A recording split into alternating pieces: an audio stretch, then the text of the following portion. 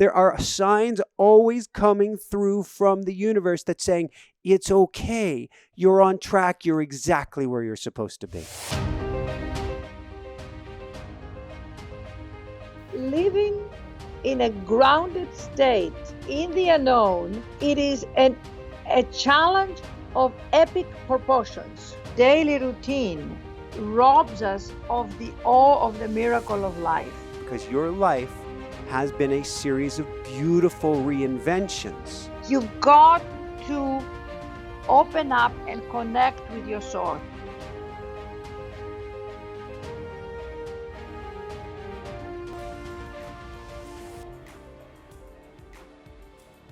Hi everyone, welcome back. I'm Michael Sandler, your host on Inspire Nation. If you've ever struggled with self-love or feeling worthy, then do we have the Wake Up to the Joy of You show for you. Today I'll be talking with one of my all-time favorite spiritual beings in human form, Agapi Stassinopoulos, author of numerous beautiful books, including Wake Up to the Joy of You. And that's just what I want to talk with her about today, about being enough, feeling enough, and tapping into the love and joy that's always been inside of you. So welcome back to the show, Agapi. Are you ready to shine? Oh, absolutely. I have a smile from one ear to the other. I'm just grinning. Your energy is contagious and infectious. And it just, the minute I saw your face as we opened up our Skype, something inside of me lit up. And I want to thank you for the amazing authenticity you bring to everything you do.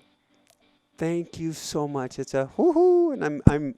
That's usually it's a big woohoo, but I'm very humbled. And thank you. And it goes both ways because you bring a joy and an energy to everyone and everything. That is your beingness, Agapi. You are walking, talking joy. Thank you so much, Michael. And it's funny because my mother, whenever I struggled at school in Athens, Greece, where I was educated, whenever I struggled with math and algebra, which I hated, and every kind of school limitation, what I call, she would always say to me, darling, don't worry about it. You are here for the joy. Woohoo! So Can you believe it? I love it, and I love the synchronicity there too. And we're gonna go down this road. I can't believe I'm gonna dovetail from joy to Nazis, but I'm gonna go there. Bear with me. So before we dive right into things, did your mom really stand down the guns of 3 Nazis? What happened, so I can give our listeners a little content, is that my mother in the Second World War was a nurse for the Red Cross. And they were up in the cabins, hiding Jewish people and taking care of patients. And she actually was taking care of everybody when the Nazis sort of marched on the cabin through the gate open of the cabin and started to shoot. And before they had time to shoot anybody, my mother stood up and in perfect German, she said, put down the guns. You have no right to shoot. We are Red Cross. And they stopped and put the guns down. And my mother always said, if I have that kind of life force in me to stop 3 Nazis from shooting, there's nothing that will scare me in my life. So she faced a lot of adversities and difficulties, but she had that courage, that perspective, Michael, that we have this life force. And that's what she really infused me and Ariana with, that inside of us there is a power and a life force and a spirit that is mighty. Thank you. And it gets at what I call a cosmic setup. And I'm interested to hear your take on it, which is I believe that everything is a setup in our lives. Even the things that don't, quote, work out are a setup for our growth. And in that case, that was like a setup for the backstory of her whole existence and then your existence as well. Yes, everything. And it's hard to see when we're in it. But one of the realizations that I'm having more and more, and of course, we've all gone through COVID and the pandemic, and you were sharing with me before that you went through fires. And all of us have dealt with physical challenges, emotional challenges, loss of loved ones, planetary challenges, political challenges, financial challenges, you name it. And we can look at everything and really, really accept that that is the reality in life, that everybody comes to work something out. And if we accept that and we say, well, this has been given to me for my growth, and that God, whatever God is for you, God to me is like the spirit that lives through us and breathes us and created us and created every part and particle of this human existence. And all I have to say is that we are made out of 36 trillion cells. And none of us know how we were created. None of us know how these cells were made. So we then lock into a sense of ego, like, and I say, I am a Michael Sandler, and I am an Agapi Stassinopoulos, and I am a Joe Smith, and I am and Susie Carpenter, just, and you go, oh, that's who I am. And then you go, really? Really? That's who you are? Because that is just a manufactured storytelling reality that each one of us have created. It's the play we're all living in. So to go beyond that into the spirit, into the God, into the higher intelligence, into the principles and the levels of existence that we all have takes an understanding and a leaning back and realizing that we are not the story and we are not the personality and we are not the ego. So therefore, back to the challenges, when the challenges come, um, the reason why we have such a hard time with everything like that is because we attach to the story, we attach to the challenge. And that's the human existence, and that is where the compassion for what we're all going through has to be birthed, expanded, and amplified.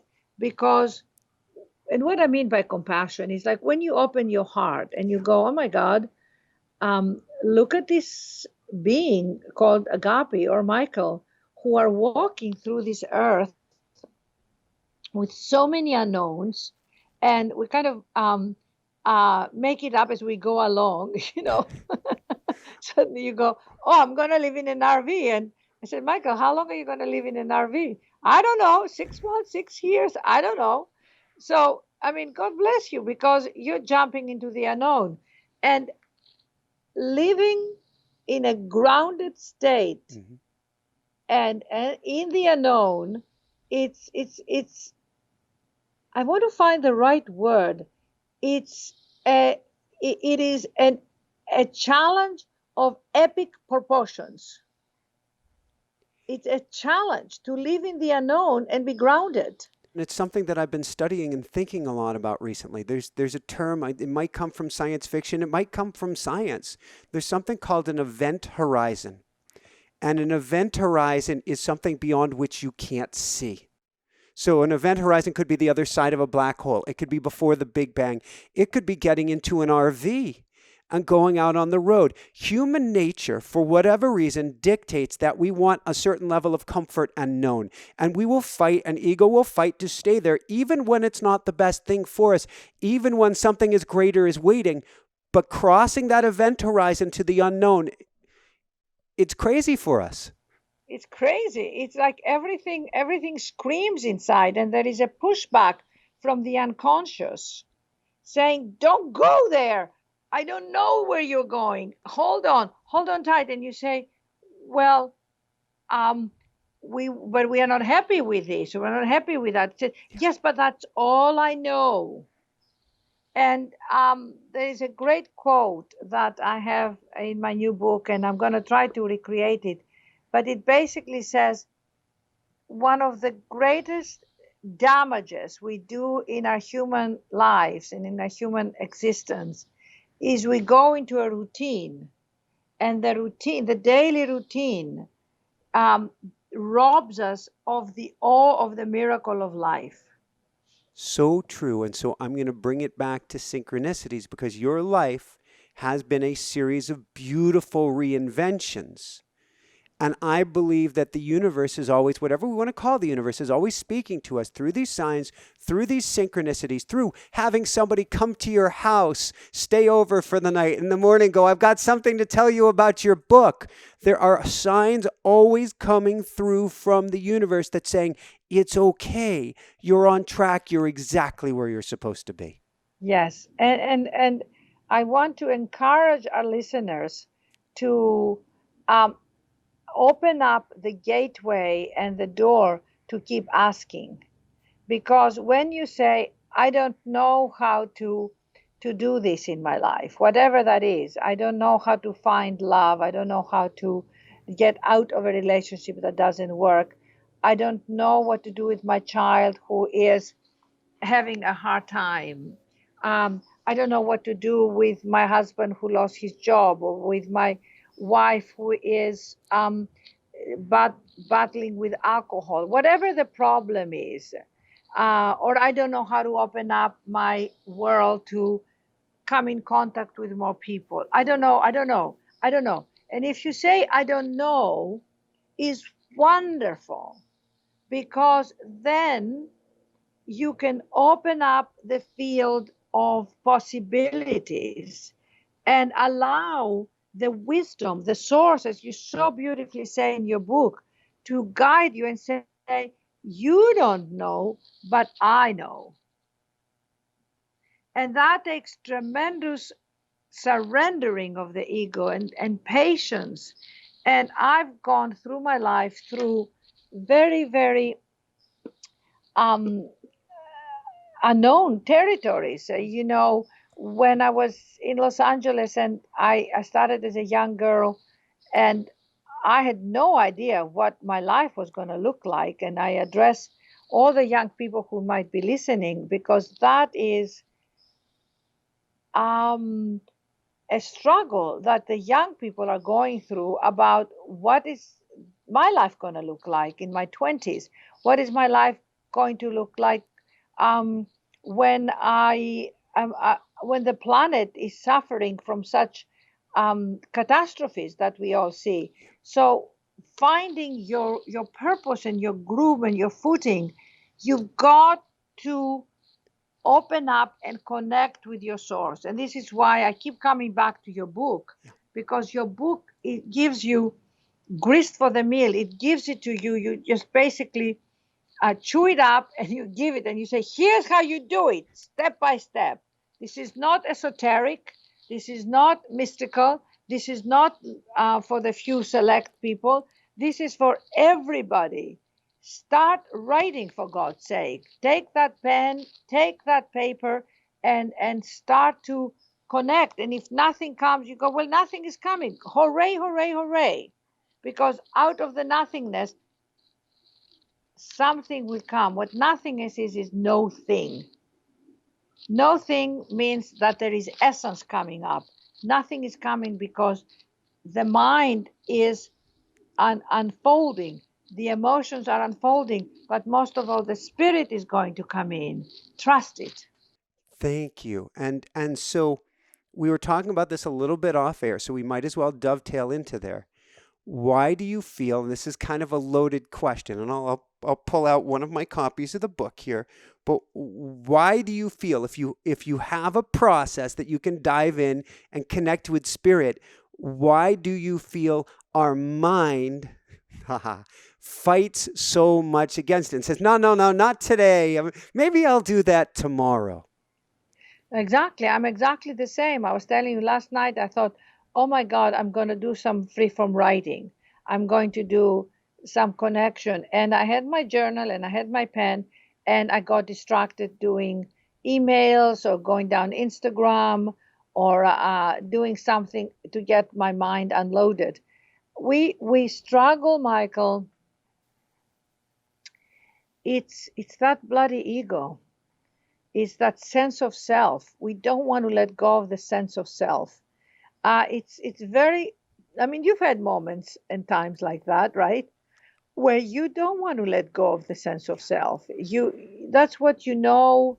You relate to yourself and to your life in this code called, I call it the Agapi code, which is my history and my angst and my ambitions and my wants and my desires and all the good and the bad, everything, just my story, my um, it's like what you can make that fabulous dish. It's a potpourri of everything. You've got all the vegetables and you're stirring it up, and that's you. You're like um, a ratatouille, a ratatouille. So the ratatouille of your life, and then you go, but now somebody's asking me to go beyond that and experience myself as the essence, and that's where meditation comes in. That's where your breath. That's where you go quiet and you go deeper and you go deeper. And at some point, we're all going to take our last breath and go. And to me, life is really a preparation of letting go. We think life is a preparation of accumulating and becoming, which is also true. But in the becoming and the accumulating, the learning, everything, at some point, all that goes. You've got to let it go. And as you let it go, you expand to the spiritual beings of who we are. And unless you've prepared a way for it in your life and you've opened the gateways, it's going to be hard. It's going to be hard. I mean, I saw my father struggle in his last year, when he was very sick, and he struggled tremendously. And I prayed for him, and we meditated, we tried everything, but it was very hard to let go of his identity. And spirit is amazing because it will give you it will give people heart attacks. It will give them disease. It will give my father, he lost his eyesight through diabetes. So spirit will take away things from you so you become more of who you are. I mean, I say this, Michael, with tremendous reverence and tremendous compassion. I'm not saying it like, oh yeah, let go and you find the source. And I mean, these are hard things. These are things that need a lot of loving, a lot of tenderness, a lot of kindness, a lot of sweetness, a lot of nice music playing, a lot of singing, a lot of good food. I mean, you got to nurture yourself to go there. You don't, I'm not an aesthetic. I mean, people go to meditations for, days of silence. I don't want to do that. I can do like half an hour of silence with my meditation, maybe an hour, but I'm not, an aesthetic. I'm not the person who is going to live a monastic life. I like my comforts. I have no problem with that at all. So it's like I'm saying, embrace the good, the fun of life. Dance, sing, bring the thing back to wake up to the joy of you. Ta-da! I have all the chapters here who say, how do you wake up? Ta-da! How do you wake up in the joy of you? How do you, uh, uh, you know, I say, take a sabbatical from happiness. I love that chapter. Find your joy. Um, be authentic with your emotions. 4 magic words. Can you help me? Finding grace in disappointment. God is your partner. How to come from struggle to grace. I mean, these are gems here, gems. Healing the pain of separation, befriending your ego, know when to leave a relationship, the art of letting go. So I recommend it because I wrote it out of my source. It's so interesting that you keep mentioning grace, and so I'm going to share a very, very brief story. So I have outside a 44-foot RV that gets attached to a truck and gets pulled around. It's got a rolling studio in the back. And when I found this RV, because this year a lot of people are RVing and it was very difficult to find, I called the gentleman who has it and I said, I would like you to tell me one thing. What is her name? And this would determine whether I was to buy this RV or not. And he said, her name is Grace. Oh my God. Oh my God. So I flew out, bought a truck in the middle of the country, hooked it up to Grace, and through a series of mishappenstances with the person who was hooking it up, Grace fell and crushed the back of the truck. And the truck was less than 24 hours old. My wife didn't even get to see this beautiful truck before it was smooshed. Got it out here, took a month of being repaired, got it back yesterday. And I realized that as I was bringing the truck back, it was a return to Grace. What's so interesting about this is through that process, I thought I was going to go this triumphant journey, have fun, excited, got the new truck, got the new RV, and instead it felt like a drive of shame. Everything's been smushed, everything's damaged, everything this. But you have to let go. And the letting go into grace, even that one thing, and I want to hear from you, situations in your life, softened me, just this one punctuation mark, to a new level. And we continuously are getting softened and refined when grace falls and appears to crush us. What came to me as you were speaking is to give our listeners the message of let yourself be loved. Let yourself receive the love. Like from you, from the moment we started this conversation, and we were setting up the Skype and everything, I felt so supported, so loved. And because you have such a incredible, unique, authentic gift of being you and bringing your gentleness and your spirit forward in this world that is nurturing. And to me, I allowed myself to be nurtured by you. So it's not like, oh, well, this is the interview. I will speak and I will share my wisdoms and everything. This is the time also for Agapi to be nurtured as I nurture others. So every opportunity, because a lot of the times the ego says, oh, I'm the giver. I'm going to give. I'm going to share.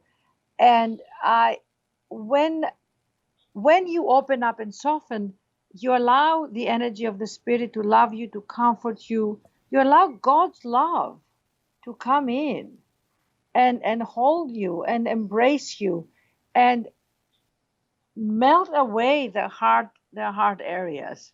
And again, back to the I don't know how to do that. You just, in the asking, you open up.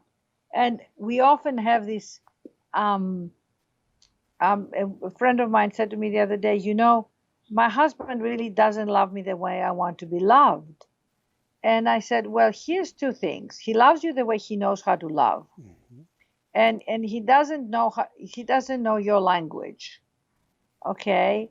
He doesn't know that, for you to feel loved. And this wonderful book called The 5 Languages of Love, and it's like we all have, like some people say, well, give me flowers, give me presents, clean the kitchen for me, or, buy me something, or tell me you are wonderful. I feel when you are with people you love, you must tell them 100 times a day you love them. I'm sure you do that with your wife.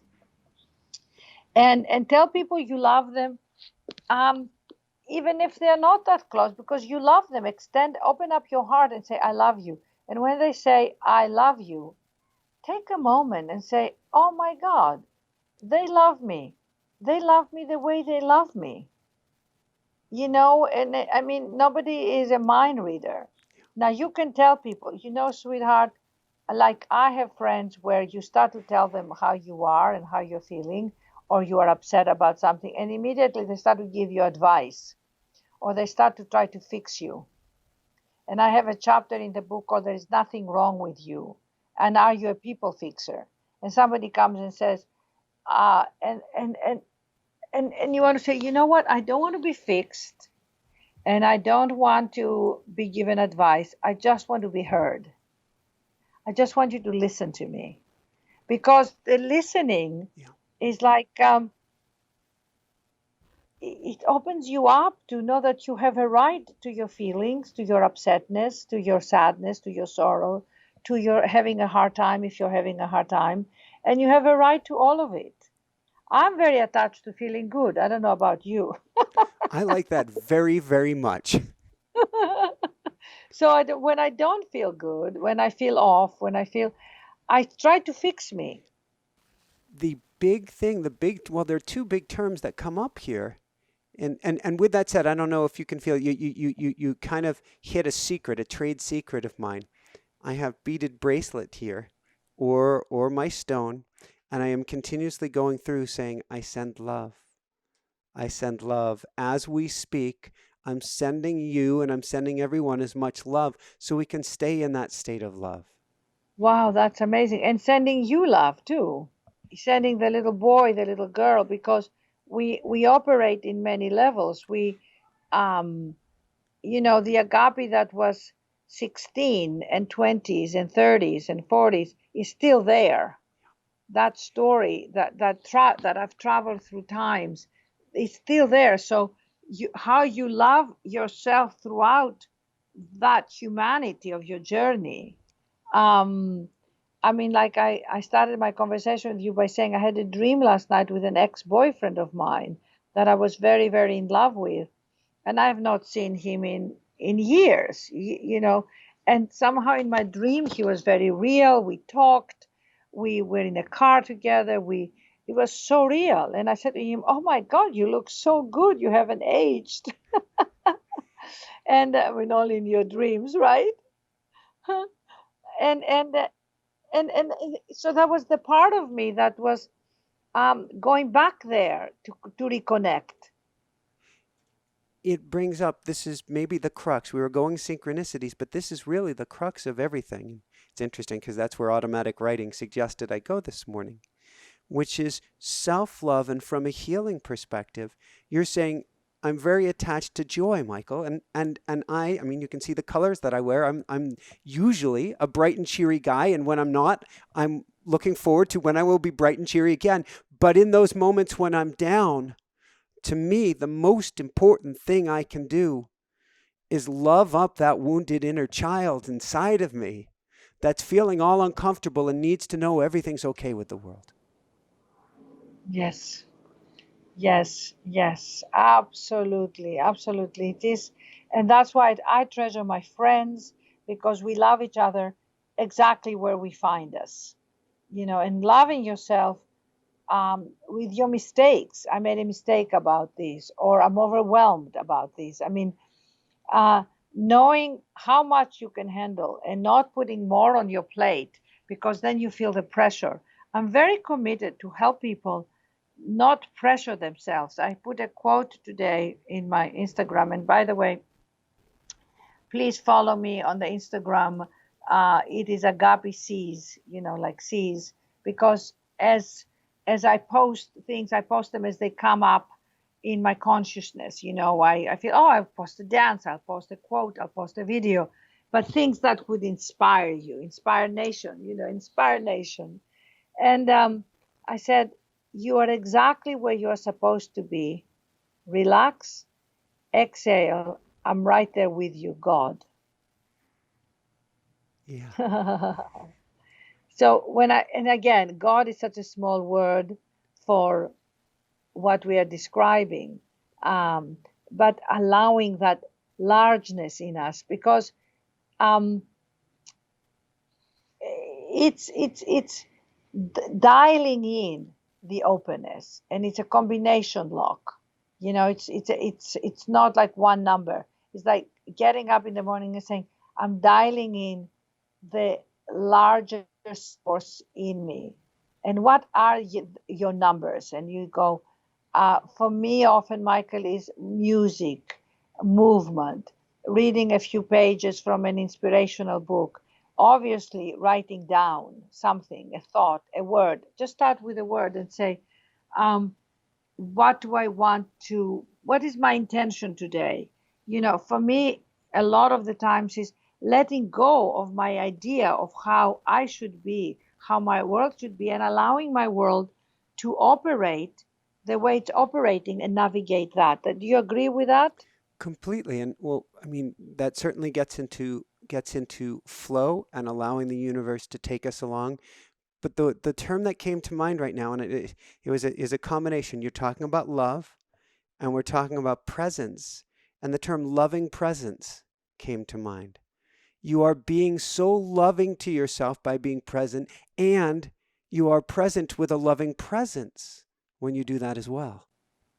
And go to bed hugging yourself if you don't have someone next to you to hug, and put your arms around you and say, I love you, Agapi. You say, I love you, Michael. I love you. Just say, I love you. What you said right now, you're playing your beat saying, sending love, sending love. And that, then your world becomes heaven on earth. Let's switch gears from there real briefly.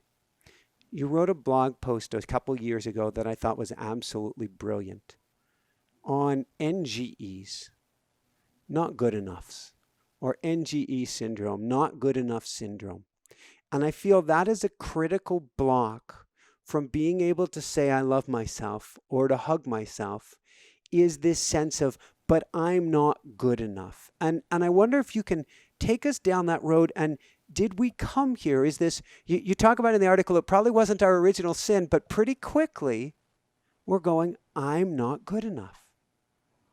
Well, yes, that is powerful. And again, I have a chapter in the book called Enough of Not Feeling Enough. So, the part of us that is inadequate, incomplete, imperfect, which is the human part, is never going to feel good enough. The part of it that breathes us, moves us, meditates us, the part that is the spirit in us, is miraculous, it is spectacular. And that part is the one that comes in and touches upon the part that says, I'm not good enough, and places a canopy of love over that part, that voice, that consciousness, that conditioning, and says, you're good enough for me. You're good enough for me.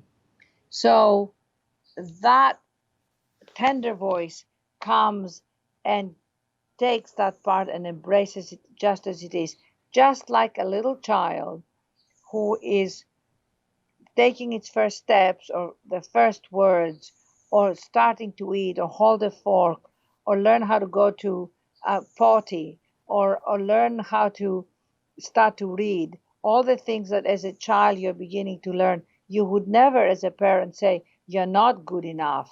You can't walk. You can't run. You can't eat on your own. You can't read.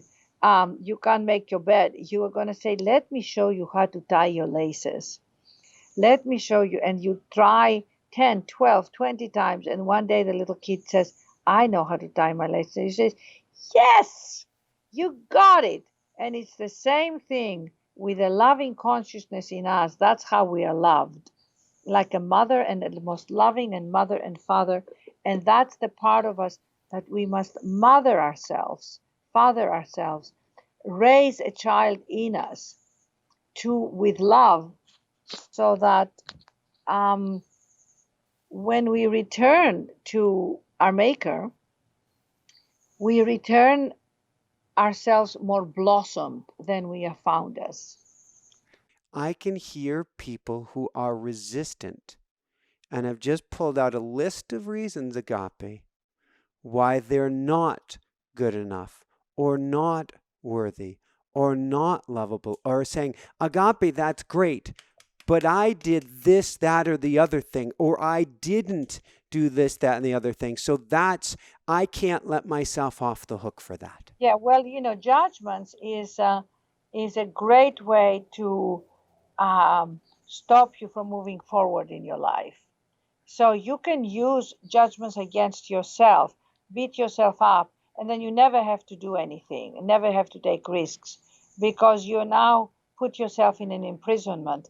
And I say to you, if you want to live in judgment and imprison yourself and use that as an excuse um, to just never move forward in your life in any way, then go do that. I mean, it's like nobody's going to stop you. But if you want to know that you are free to choose, and if you choose forgiveness and you say, I forgive myself for judging myself for overspending and going bankrupt. I forgive myself for judging myself for lying to my friend. I forgive myself for judging myself for feeling hurt feelings. I forgive myself for judging myself for uh, doing whatever I did. I forgive myself and put it and frame it on your bathroom wall and say, I forgive myself for judging myself 100 times a day. Then the love can come in. But if you judge it, you have locked yourself in. And we all judge ourselves because we think we should be doing or we hold things against ourselves. And it's like, I say, stop it. Stop it. You just you just said something. Sorry, I got a little too excited. You said something, many brilliant things, but one thing that you just said is, in essence, if you judge yourself, you don't have to live. In other words, you have an excuse. You're giving yourself an excuse. Exactly. You're giving yourself an excuse. Exactly. I judge myself because, um, my last boyfriend left me, and so I'm now hurt and upset, and I'm judging him, and I'm judging me. That's something wrong with me. Okay, live like that, or you can shake it off. You can and listen. There are many mentors and teachers in the world who say, I don't know how to shake it off, and you go, okay, well, study with Michael, study with Agapi, buy my books, listen to my meditations, find a teacher, find a coach, find somebody who can help you shake things off. Because we all need that. We all need um, mentors and role models. That's what I want to say. We all need and say, oh my God, you did that. You made a mistake and you moved forward. Let me see. How did you do that? And therefore, we use each other uh, to our advancement. That's what I'm saying. Use each other and share. When you learn something, share it with people and ask for help. For Magic World, can you help me? Can you help me? Can you help me? People love, don't you think, Michael? People love to help each other. Woohoo! So, Michael, what was this interview about today? I don't know, and can you help me? what was, That's right. what was the piece that, if you recall, we were talking about not good enoughs, and you said, I will come back to that piece. Yes, what I wanted to come back to, one of my favorite scenes in a movie, and I love movies and talking about movies and inspirational scenes, is the Chariots of Fire. Have you seen it? The Chariots of Of Fire? course, running on the beach and the UK runners and And there is the missionary, Little. I think his name is Little. And I wrote a blog about it. Uh, how to find his pleasure. And he, his sister is also a missionary, and she says to him, Eric, you got to give up that hobby of yours, the running, because he's running for competition. And he turns to her and says, but when I run, I feel his pleasure. So uh, there was a beautiful podcast with oh my God, the wonderful Australian actor and singer. He's so well. He also has coffee. He's also done the Laughing Man coffee. He said in the podcast, the interviewer asked him, how did you get inspired to act? And he referred to the story of Chariots of Fire. And he said, when I got on the stage and started to sing and act and dance, I felt his pleasure. And I remembered how much I've written about that in my books, and I written a blog at Thrive Global, which I highly advise people to get it. It's one of the, I feel, one of my best blogs I've ever written. It's called how to find his pleasure. So to me, it's when you bond to that level with spirit and you do things because it's not that make you feel good, but you feel God's pleasure in you. Whether it is running, whether it is making love to your beloved, whether it is cooking or dressing yourself or speaking or being quiet or walking at the beach, and you feel his pleasure and you say, I'm doing this to invite you in my life and to have you in my life.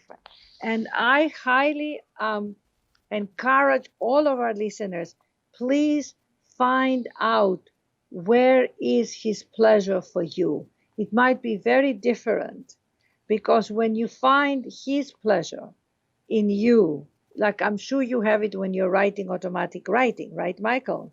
I have it when I'm doing automatic writing. I am a former pro cyclist, still going out in the desert on my bicycle or going for a run or with my wife. So many things, and no longer judging, giving myself permission to do those things. Exactly. Exactly. Oh my God, amazing. Give yourself permission to do the things that bring you joy. Give yourself permission to do your things that open you up. Give yourself permission to let go. Give yourself permission to ask for help. Give yourself permission to take a break out of your Zooms and your emails and your social media. Give yourself permission to say, I have to do this and I have to do that and I have to do this. Give yourself permission to say, enough. I'm just about in tears. Tears means we've hit, oh, they're there. We've hit a truth. And this agape, I love you, agape. This is one of those give myself permission. This is his pleasure. This is so much fun. This is beautiful. I have no superlatives for it. And I'm so happy that I remember to share that, because when I have a hard time, when I have moments where and days where I'm off, where I'm feeling discontent, I say, what what is his pleasure? He wants to feel my joy.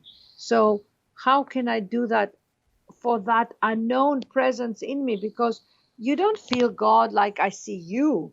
Please find your own words, my beautiful listeners, that I cannot see you, but I feel you. Find your words. What is it that does it for you, so that his pleasure is awakening you? You were sharing about the monologue of Joan of Arc, and I have to go to a minute to sweetness, because your computer froze up, it overheated. It's sort of like in life, we can become overwhelmed. Everything seems like it's chaotic for a minute, how it's going to work out. And now you can see we're in a different location for those watching on video, but we got to bring it back to a place of sweetness and love without attachment as well. And I think the important thing that for me, and the realization and the awareness, was that in the middle of the world saying no to me, I stepped up and I just said, I'm saying yes to me. Okay, the world is saying no to me in this way, but I'm saying yes to me, and I'm going to share my gift with one woman in the bus. And that started to shift everything. And then I went, I'm saying yes to me. I will do a one woman show and I will bring my talent forward. And it was like going beyond the idea of what this would look like. And that ended up looking like Agapi emerging, Agapi birthing herself, Agapi birthing her creativity. And it led me to the place where I'm at now, because then PBS asked me to do a special, and then I had to raise the money, and I had to create and manifest, and synchronicity. People were coming to help me. And then that didn't work out very well, and people didn't respond to the PBS as well as I thought. And the disappointment led me to find the success in the few people who had their lives transformed. So everything was a stepping stone. That's all I want to say. What seemed the negatives and the bad and it was a stepping stone to move forward. And that's very hard to remember when you're in it. But when you look back, the dots, it all makes sense. The tapestry is complete. Thank you. And it brings us really full circle today because we were talking about such things right at the very beginning. You used the terms didn't work out. You used the term disappointment led me to. Wait a second. If disappointment led me to, then it's not really disappointment. It's actually energy in disguise. Everything is energy leading me to my greatness, leading me back to myself. Leading me back to finding who I am. And eventually the goal is for the soul to awaken and for the humanness to be purified and transformed. It's like the alchemist, if you read the Paul Coelho's Alchemist, which I recently listened again, everything that happened returns you to the place of your home, and finding it doesn't look like you think it's going to look like. And then when I wrote the book Unbinding the Heart, I told my story, and that helped other people unlock their hearts. And then from that place, I went out into the world and emerged and spoke to hundreds and hundreds of people. And that was where I found his pleasure in me, because now I was sharing my heart. I was sharing abundantly. I was sharing my truth. And then from that point, other people were being awakened, and other people were finding their heart and their voice. And that was, to me, the most rewarding thing. I'm now being used to help others. Woo-hoo! And then out of that came Wake Up to the Joy of You. And that was, again, sitting down and saying, this is what I learned. So every time, you're giving birth to yourself, to your creativity. But it's so rewarding when others benefit from it, as you know. Thank you. What does agape mean? Agape means unconditional love. And that's, to me, that's my learning, and that's my lesson. And I think that's what we've all come here to learn, how to love unconditionally. Woohoo! Where can people go, Agapi, to find your work, to find unconditional love? And you've got another book coming out soon as well. Another book coming called Speaking with Spirit is coming out January 11th, 2022. Speaking with Spirit, 52 meditations and prayers to guide you, inspire you, and uplift you. And basically, you can follow me on Instagram. My website is wakeuptothejoyofyou.com. Facebook, of course, but Instagram, I'm very active. And if you send me an email at Agapi, AGAPI, at unbindingtheheart.com, I will send you some of my guided meditations, which I have 33 of them. You can download them on iTunes and Audible, Wake Up to the Joy of You, or I can send you I think 7 or 8 that I send, that my publishers give me as my gift, so you can listen to them every day. Beautiful. And so bringing it full circle, and then we're going to dive into our meditation of our own. We've covered so much ground here. We've covered synchronicities. We've covered I don't know. We've covered making the ask. We've covered everything leading you back to discovering who you are. But bringing it full circle, what words of wisdom would you have for unconditional love? All it is that we constantly place conditions to ourselves. I love you when. I love you when you do this, when you don't do this. But love is like the ocean. It doesn't have conditions of the small waves and the large waves. It just flows. And you can just dive in. And love doesn't judge you. Unconditional love means being unconditional. I love myself no matter what. I've got to ask one follow-up. What is on your heart most right now?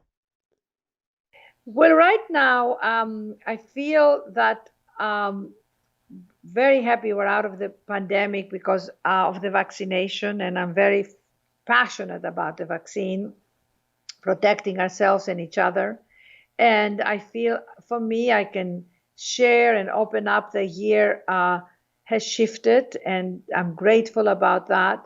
And the most important thing for me now is to really take good care of myself so I can maintain a level of good energy and gratitude and keep sharing the message of love, the message of spirit, and giving and receiving, and sharing the love with my family, but also sharing the love with all those who come on my path. I'm sharing the love with you. Thank you, Michael. Thank you. Thank you.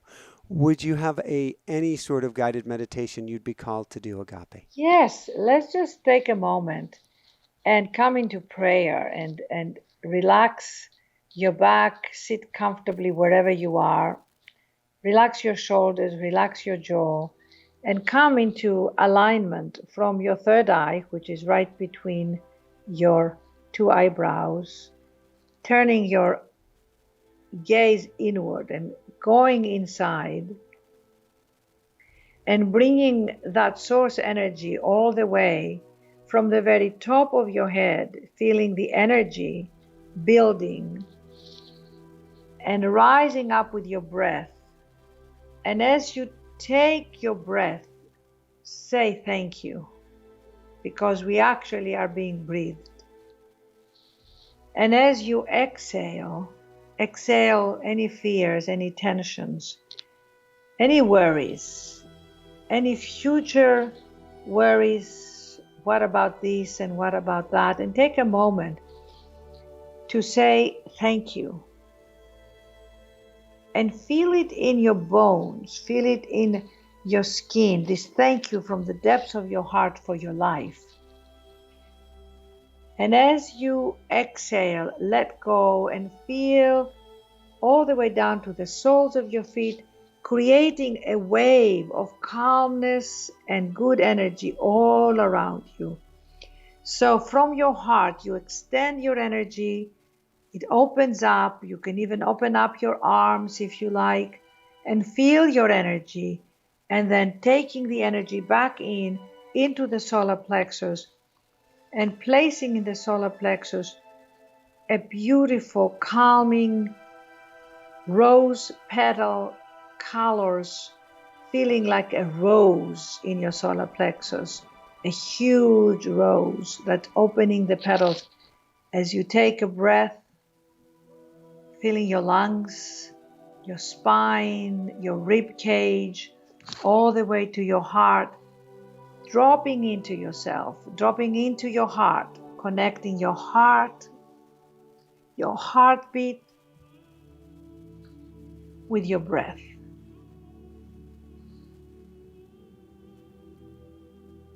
And breathe in and breathe out, letting the breath fall. And feeling all around you rose petals falling on your energy. Rose petals falling in your essence. And very gently take your arms above your head and let's just do a beautiful sound of love. Love.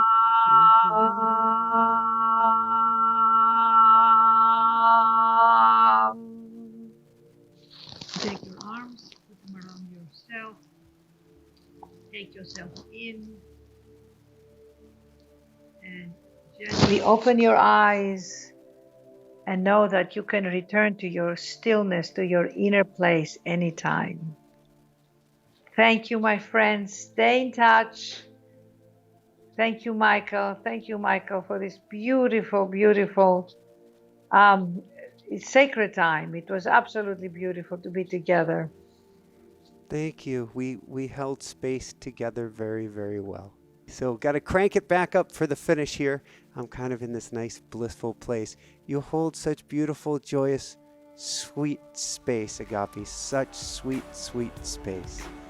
So for everyone out there, this is Michael Sandler saying, be well, have fun, wake up to the joy of you, and begin waking up to the joy inside of you unconditionally.